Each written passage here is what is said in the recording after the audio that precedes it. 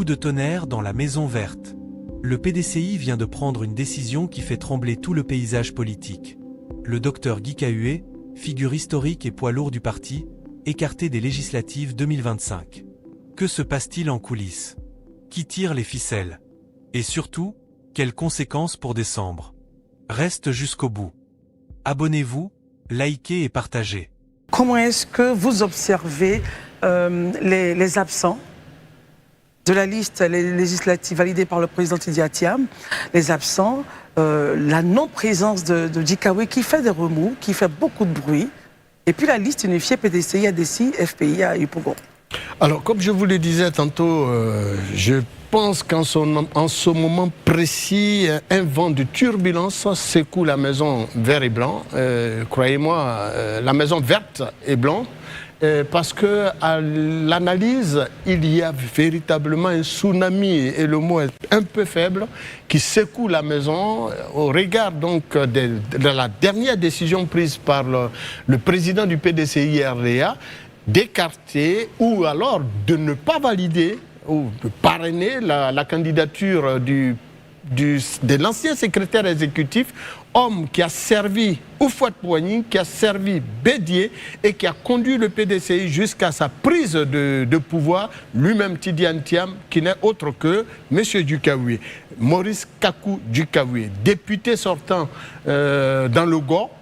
Sa décision d'être candidat pour le compte du PDCI RDA en rempilant justement à la tête donc de sa j'allais dire de sa circonscription n'a pas été du tout de l'avis de M. Tidiane Thiam et du secrétariat exécutif du PDCI RDA actuel, au point que donc sa candidature n'a pas été retenue par les instances de décision du PDCI actuel. Cela constitue pour nous et pour la majorité des admirateurs, pour ne pas dire des analystes du monde politique ivoirien, eh bien, un crime de lèse-majesté, dans la mesure où, pour tous ceux qui savent qui est Maurice Kakou Guy Cahuet, on ne saurait comprendre comment le PDCI n'a pas pu valider la candidature d'un tel homme. Est-ce parce que sa dernière interview avec un confrère de la place, où des vérités crues ont été dites, et sur le parti et sur la candidature de M.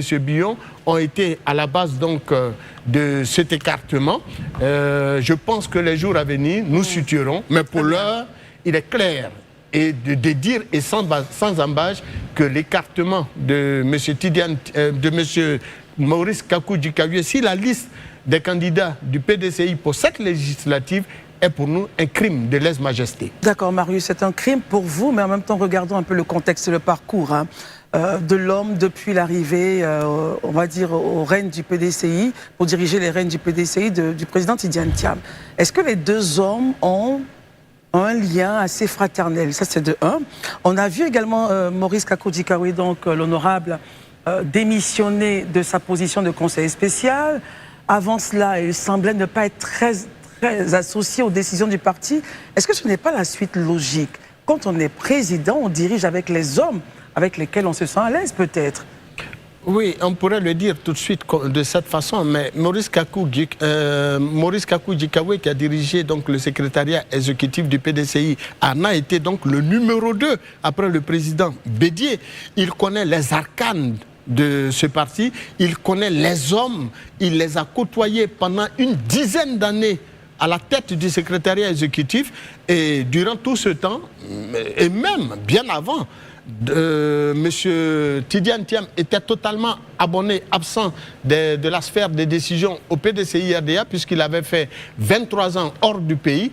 Alors, un tel homme qui, naturellement, a construit le parti, qui l'a tenu aux côtés de Bédié, jusqu'à ce que M. Tidiane Thiam prenne les rênes de ce parti, on ne saurait comprendre qu'est-ce qui a pu bien se passer. Parce que, si on s'en tient à la question que vous m'avez posée, est-ce parce que M. Kakou Guy Cahuet a refusé, à un moment donné, la nomination à lui faire par M. Tidiane Thiam de le proposer conseiller spécial plus tard, poste auquel il va démissionner. Et sans faire beaucoup de tapage. Il n'a pas du tout crié, a reçu tous les toits. Il est rentré dans sa petite boîte et c'est la dernière interview qu'il a certainement eu à faire avec un confrère qui a dû certainement engendrer cette situation que je trouve d'ailleurs déplorable et qui nous n'ont point le PDCI-RDA. Merci beaucoup. Législative. Merci beaucoup, Christelle. Vous savez, il y a un sachant du PDCI, il est encore contemporain, donc je ne citerai pas son nom, qui disait un jour que lorsqu'on crache en l'air, il ne faut pas s'étonner de recevoir des gouttes de salive sur son front. Et avant de commencer mon propos, je vais dire, M. Maurice Kakou Gikaoué est victime aujourd'hui du karma. C'est-à-dire? Oui, mais parce que ce qui lui arrive aujourd'hui, lui aussi, il a fait à d'autres personnes hier. Comment cela? Il a fait à Djedje Madi. Il a posé les mêmes actions vis-à-vis de son Excellence, l'ambassadeur Kakabe. Rappelez-nous un peu le contexte. Non, ces mêmes personnes-là voulaient être candidates et tout. Il a fait en sorte d'écarter ces personnes-là. De la même manière que lui aussi est écarté aujourd'hui. Donc, partant de ce principe-là, je dis que M. Maurice Kakou Gikaoué est victime du karma. Le karma, on le paye cash sur la terre. Quand je finis de dire cela, la crise aujourd'hui que traverse le PDCI révèle bien plus qu'un simple différend autour des investitures. Parce qu'elle met en lumière, en fait, la fragilité d'un parti en pleine recomposition. Depuis le décès de Henri Konan Bédié. Mais surtout, ce que ça met en lumière, c'est les limites d'un leadership balbutiant porté par M. Tidiane Thiam. C'est-à-dire? Si, c'est un leadership balbutiant. J'aimerais vous rappeler que M. Tidiane Thiam, du haut de sa tribune, quelque part en France, avait dit qu'au PDCI, les gens faisaient n'importe quoi. Mais depuis un certain moment, quand on s'assoit, on regarde ce qui se passe au PDCI aujourd'hui, c'est vraiment n'importe quoi. Donc, il y a un leadership balbutiant. Est-ce que c'est pas trop fort de dire que c'est n'importe quoi, peut-être C'est lui, les mots, je les tire de lui. C'est pas moi qui le dis, je n'ai fait que répéter que c'est ce qu'il a dit. Voilà. Vous dites qu'au PDCI, on fait n'importe quoi. Et pour ce qu'on est en train de voir actuellement, c'est vraiment n'importe quoi. Parce que les décisions de M. Tidiane Thiam aujourd'hui semblent être dictées par l'émotion, plutôt que par la stratégie politique bien mûrie. Or, en politique, la politique ne saurait s'accommoder d'émotions. Prenons le cas spécifique de M. Maurice Kakou Gikaoué, parce que vous avez parlé de Akoto Yao, vous avez parlé des Égua, Akoto Olivier, vous avez parlé de Dr Philippe Ayam Sokro et toutes ces personnes-là. Mais comme la figure tutélaire du PDCI, c'est M. Maurice Kakou Gikaoué, je vais m'apaisantir sur lui. Et aussi nous dire qui le remplace, hein, stratégiquement. Voilà. Le rejet de la candidature de M. Maurice Kakou Gikaoué, baron historique du parti, constitue pour ma part une erreur monumentale. Dans la forme, la décision apparaît comme précipitée, brutale, mais limite personnelle. Mais dans le fond, ça démontre l'image d'un président qui est incapable de gérer les équilibres en interne du PDCI. Parce que hier, je vous le disais sur ce plateau-là, quand on regarde la situation du PDCI, on vient de sortir d'une élection où le président n'a pas été, a été écarté de la présidentielle, du fait de l'article 48, ça et là, tout et tout. Il y avait des divisions, monsieur, comment on appelle ça, monsieur Jean-Louis Billon était de son côté, madame Varil Yapo et autres, tout ça. Quand on regarde toutes ces divisions, je pense que l'heure est au rassemblement. Mais il n'a pas fait ainsi. Parce que, je vous le dis, sachez-le, un chef, un vrai chef politique, c'est qu'on ne bouscule pas les symboles d'un parti sans un travail préalable de médiation et d'explication. Parce qu'en écartant ces personnes-là, mais l'article 93 et 94 du PDCI, je paraphrase, il y a un modus operandi pour choisir les candidats au sein du PDCI.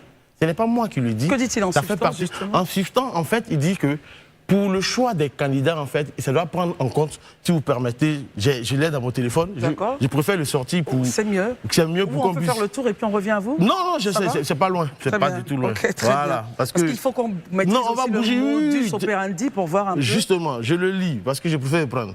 La désignation du candidat du parti à l'élection présidentielle est faite au cours d'une convention dite convention d'investiture. Okay. La désignation des candidats du parti à toutes les élections d'État, notamment les élections législatives, municipales et autres élections locales, doit répondre au souci de procéder à des choix fondés sur le militantisme, sur la représentativité, la capacité de mobilisation et de gestion et les vertus morales. La désignation des candidats du parti à toutes les élections d'État effectuées par la voie d'élection primaire, sauf cas de candidature obtenue par consensus. Je m'arrête là, il y a le reste, mais je préfère m'arrêter là. Est-ce que c'est lieu obtenu par consensus? Par consensus. Est-ce que ces personnes qui ont été enlevées aujourd'hui, qui ont été écartées aujourd'hui, est-ce qu'il y a eu un consensus dans celui-là? Est-ce que, lorsqu'on était en train de faire le choix de ces candidatures-là, est-ce qu'il y a eu une convention d'investiture? Je ne pense pas. Aujourd'hui, le PDCI s'est arrogé le droit pendant pratiquement 2 ans de dire oui, le parti au pouvoir, il fait ci, il fait ça, on n'est pas d'accord avec ça, il viole ceci, il viole cela. Pourtant, en interne, toi-même, les actions que tu poses, mais ça pose des questions. Dans la mesure où il n'y a pas de démocratie en interne au PDCI, malheureusement. Et donc, pour chuter sur ça, c'est une erreur monumentale que le PDCI vient de faire. 64 députés ou voire 65 députés, mais forcément, tout à l'heure vous parlez du GOR à Gagnois. Le monsieur, je ne connais pas bien son nom, mais c'est un monsieur qui est chef des Baoulé. Quand vous dites le monsieur, celui qui remplace. Celui qui remplace, qui a l'investiture du PDCI. Voilà, l'honorable Gikaoué est là-bas, pour l'investiture du PDCI. Oui. Il est le chef des Baoulé et Annie. Pourquoi c'est-il de préciser cela, justement? Mais c'est une association dont il est le président. C'est une association dont il est le président. Donc, est-ce à dire que dans le GOR, parce qu'on se pose sur la question, on le dit tout le temps, le RAGP choisit des personnes de leur région dans les villes des gens. Mais est-ce que aujourd'hui, ce n'est pas la même chose que le PDCI est en train de faire? Donc on accuse les autres de quelque chose, mais nous-mêmes, on pose ces mêmes actes. Moi, je veux dire, le PDCI aujourd'hui, véritablement, est en train de perdre le nord, en fait. Franchement. Merci d'être resté jusqu'à la fin. Donnez votre avis en commentaire. N'oubliez pas de vous abonner, de liker et d'activer la cloche de notification pour ne rien rater de nos prochaines vidéos.